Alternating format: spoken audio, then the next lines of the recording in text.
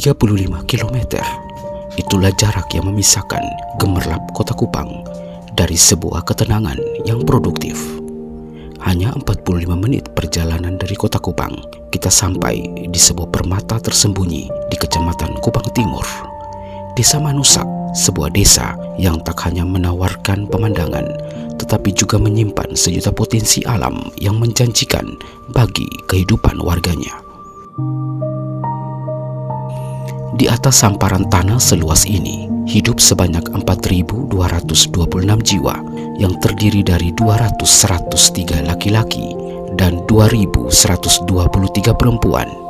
Mereka membentuk 938 kepala keluarga yang rumahnya tersebar di 4 dusun, 10 RW, dan 27 RT. Namun angka-angka ini hanyalah kerangka statistik. Jiwa sebenarnya dari Manusak terletak pada keberagamannya.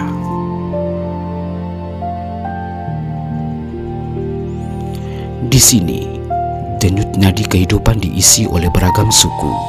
Suku Timur, suku Rote, Sabu, Alor, Timur Leste, Bugis, dan Jawa. Sebuah mosaik kebinekaan yang lengkap, dan dalam mosaik yang berwarna-warni itu, yang paling mencolok bukanlah perbedaannya, melainkan keharmonisan yang terjalin. Perbedaan suku bukanlah tembok pemisah, melainkan benang-benang yang ditenun menjadi satu kain masyarakat yang kuat dan bersatu. Dan untuk mengarahkan tenaga dari mosaik yang harmonis ini, diperlukan seorang nakoda yang bijaksana. Desa Manusak memiliki seorang pemimpin yang bukan hanya mengurusi administrasi, tetapi juga memahami denyut hati warganya. Beliau adalah Bapak Arthur Ximenes. Di bawah kepemimpinannya, Desa Manusak mengusung sebuah visi yang jelas dan terukur. Manusak Unggul Mandiri 2026, visi yang bertujuan mewujudkan masyarakat yang aman dan sejahtera dengan 2 pilar utama, pertanian dan optimalisasi pelayanan publik.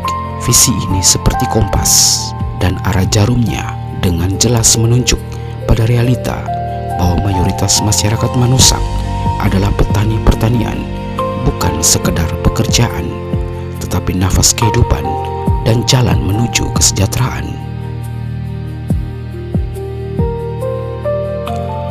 Menyadari hal itu, Bapak Arthur Ximenes tak hanya berwacana untuk mendukung optimalisasi di bidang pertanian. Sejumlah dana desa digulirkan ke berbagai kelompok tani yang tersebar di desa itu. Bantuan ini adalah investasi, sebuah penguatan modal dan kepercayaan dari pemimpin kepada warganya bahwa mimpi tentang desa yang mandiri dan sejahtera dimulai dari kesuburan tanah dan ketekunan tangan-tangan yang mengelolanya. Sebagaimana yang kita ketahui bahwa memang untuk di desa Manusak ini, ya kalau kita lihat dari sisi mata pencaharian, memang kebanyakan itu adalah petani. Ya, kita kan kalau untuk tingkat desa ya, kita selama dari 2015 sampai pada 2024 ya, 2024 kemudian lanjut ke semester awal 2025, ya memang banyak hal yang kita sudah lakukan untuk saudara-saudara kita sebagai seorang petani itu, baik yang memang awalnya ada berdomisili atau lahir besar dan tinggal di sini, maupun mereka yang merupakan bagian daripada tragedi 99 ya, di Timur waktu itu, sekarang sudah menjadi Timur Leste. Sehingga dengan adanya dana desa itu kita kondisikan ya beberapa kegiatan atau program yang kita lakukan, seperti kita ada pengadaan bibit ya, bibit jagung, bibit padi, kita bagikan kepada mereka. Kemudian yang kedua itu kita merupakan bagian daripada pemerintah daerah ini, maka hal-hal yang berkaitan dengan pupuk dan soal ini kita fasilitasi SK ya, kemudian dengan penyuluh pertanian, lalu kita masukkan ke dinas pertanian dan sebagainya untuk mereka bisa dapatkan pupuk. Dan itu kita dan di Manusaks ini ada beberapa kelompok yang sudah dapatkan bantuan-bantuan saran produksi pertanian dari Pak Bupati dan Wakil Bupati untuk kepentingan mereka bisa mengolah lahan yang ada. Dan di samping itu juga ada di tahun 2025 ya, masuk semester 2 masuk di 2026 juga kita ada program dari pemerintah pusat melalui pemerintah provinsi, dan sebagai bupati tentu memberikan dengan seluruh OPD atau OPD terkait memberikan ruang kepada kami di Desa Manusaks untuk mengelola lahan atau percetakan sawah baru ya, ada sekitar 198 hektar ya, juga bisa dikatakan 200 hektar. Itu juga menjadi sebuah upaya yang dilakukan oleh kami pemerintah desa bagaimana untuk bisa memberdayakan mereka atau masyarakat kita yang notabene mereka punya penghasilan keluarga itu dari pertanian. Tentu di awal percetakan sawah baru termasuk juga dengan di luar daripada lahan-lahan yang sudah dikelola oleh warga selama ini, baik yang oleh pemilik lahan maupun yang digarap oleh saudara-saudara kita warga baru. Itu kita setiap kali pertemuan dan kunjungan kita di lapangan kita sudah tegaskan penyiapan lahan itu wajib dilakukan. Jangan sampai pada saat kita kan tidak bisa meramal ya, yang tidak bisa meramal masalah curah hujan ini. Untuk itu sejauh yang kita tahu dan kita dampingi selama ini, mereka sudah menyiapkan lahan secara baik, dan ditambah lagi dengan percetakan sawah baru ini kan ada sebagian kecil itu ada mengolah semacam tanam jagung, tapi mayoritas warga di Desa Manusaks ini dia menanam padi. Jadi penyiapan lahan sudah dilakukan, sekarang mereka lagi bikin persemaian. Kemudian target kita dalam bulan Januari ini sesuai dengan arahan dari pimpinan dari Pak Bupati dan Pak Presiden dan Gubernur, kemudian di tingkat daerah ini ada Forkopimda juga memberikan catatan kepada kita untuk lebih cepat menanam, karena kita tidak bisa memprediksi kapan curah hujan ini dia menurun atau meningkat. Untuk itu pada dasarnya Manusaks warga petani sudah siap untuk menanam. Ada yang sudah tanam dan ada yang baru bersamaan, dan ada yang saat sekarang ini sudah lagi penyiapan lahan di bagian akhir. Ada ya, tentu ada. Yang namanya daya beli dan daya jual masyarakat ini kan kita ada pasang surut.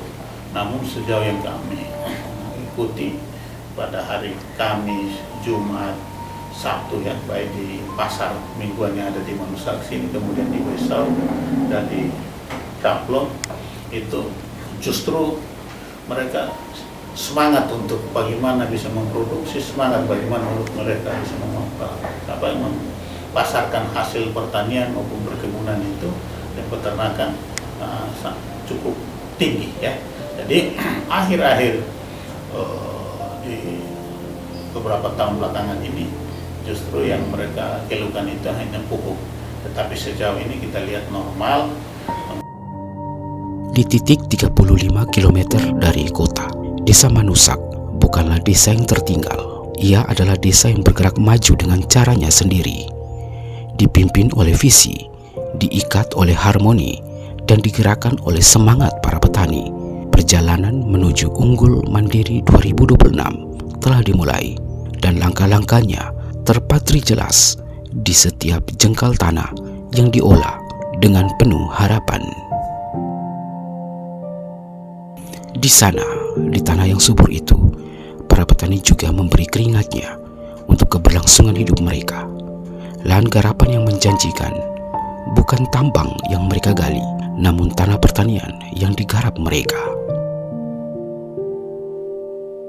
Setiap kelompok bermula dari sebuah kepercayaan. Tahun 2015, di Desa Manusaks, 15 orang petani sepakat untuk mengikat harapan mereka dalam satu nama, Soda Molek. 10 tahun, bukan waktu yang singkat. Dalam dekade itu, keyakinan itu menular dari membesar menjadi 40 jiwa yang bergerak bersama. Sebuah keluarga yang tumbuh bukan karena paksaan, tapi karena kepercayaan.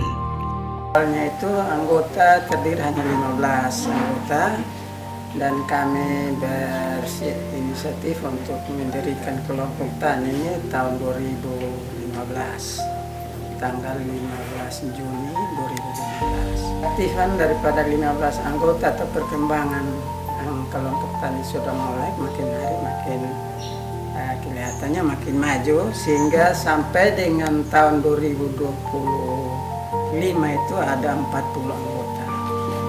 Bersama bukan berarti tanpa persoalan. Kepadatan anggota memunculkan usulan pemekaran agar antrian bantuan pupuk tak terlalu panjang. Namun, suara bulat berkata lain, kami tak mau berpisah. Kebersamaan ternyata lebih berharga daripada kepraktisan semata. Solidaritas itulah yang menjadi pupuk utama bagi jiwa mereka. Sebagai ketua minta supaya ada pemekaran. Mengingat kalau ketua pupuk kan antriannya panjang karena 40 anggota. Tapi kita pola pikir kelompok anggota bagaimana sehingga mereka tidak mau pemekaran. Mereka bilang biar ketemu antrian pupuk atau bagaimana kita tetap dengan Bapak. Namun di level yang paling real, tantangan alat kerja masih nyata. Di sini, kesenjangan terasa. Yang mampu memiliki traktor yang belum harus merogoh kocek Rp25.000 untuk setiap area tanah yang dibajak. Proposal bantuan alat telah dikirim, menanti jawaban dari pihak berwenang. Sambil menunggu, harapan tak pernah padam. Matahari dan hujan menari menentukan irama. Saat hujan tiba, padi mengisi lahan basah, jagung menghijau di ladang kering. Di sela-selanya, sayuran tumbuh di ladang kering, bukan untuk dijual, tetapi untuk menjadi bekal. Bekal tenaga bagi para petani yang akan bekerja keras di sawah. Itulah siklus kebijaksanaan lokal, memberi makan pada mereka yang memberi makan kita. Sayur seperti labu, pepaya, yang penting di lahan kering itu dan tanam untuk mendukung saat kerja di lahan basah. Kalau tanam sayur kan perlu kerja di sawah, perlu beli sayur lah, hanya tinggal ambil di kebun. Seperti pola pikir para anggota seperti itu. Jadi kalau sarana pendukung itu pasti dengan sendiri ada kekurangan.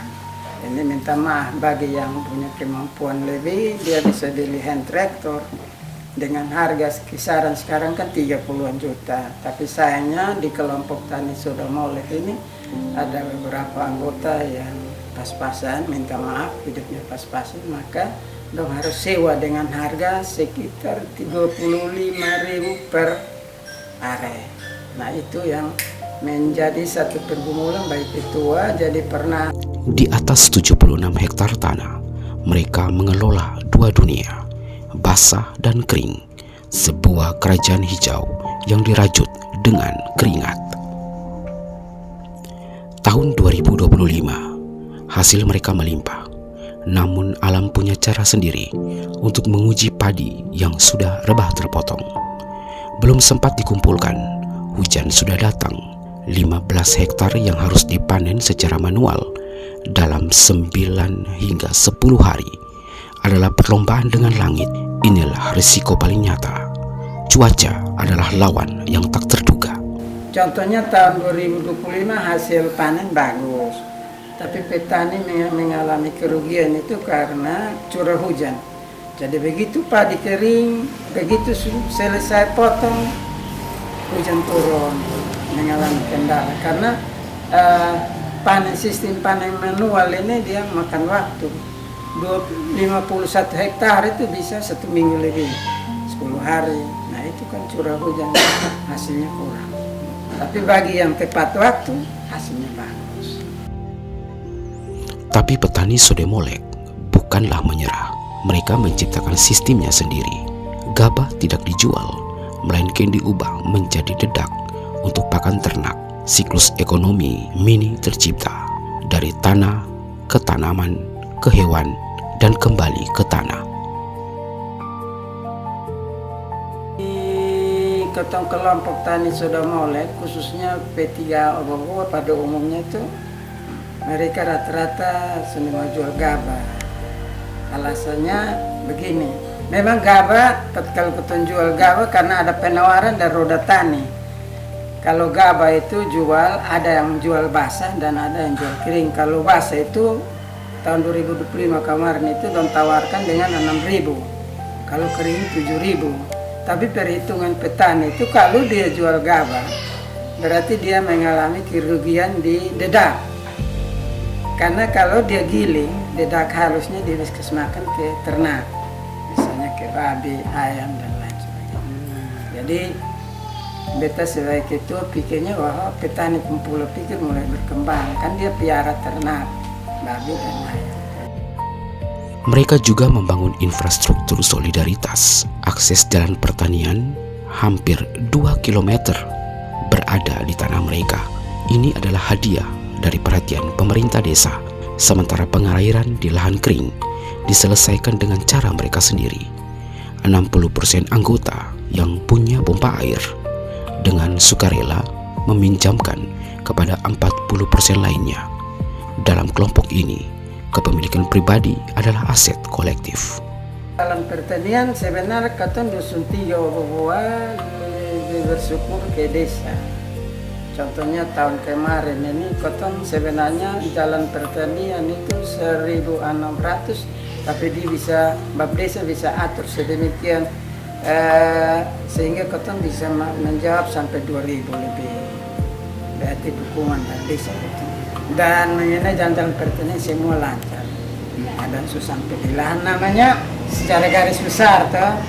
Tapi yang ke angkut jagung atau lain-lain sekitar 100 meter, 100 lebih meter itu hal biasa. Di ujung hari, setelah semua jerih payah, angka-angka berbicara. Harga padi naik dari 7.000 menjadi 10.000 rupiah per kilo. Itulah keberhasilan kecil yang terasa besar. Namun lebih dari angka, yang berharga adalah pelajaran dari kelompok tani Sodomolek bahwa modal terbesar bukanlah alat yang canggih, tetapi kepercayaan yang dipinjamkan. Bukan hanya irigasi dari pompa air, tetapi aliran solidaritas yang tak pernah kering. Bukan hanya pupuk dari pemerintah, tetapi kesuburan, kebersamaan yang mereka pupuk sendiri.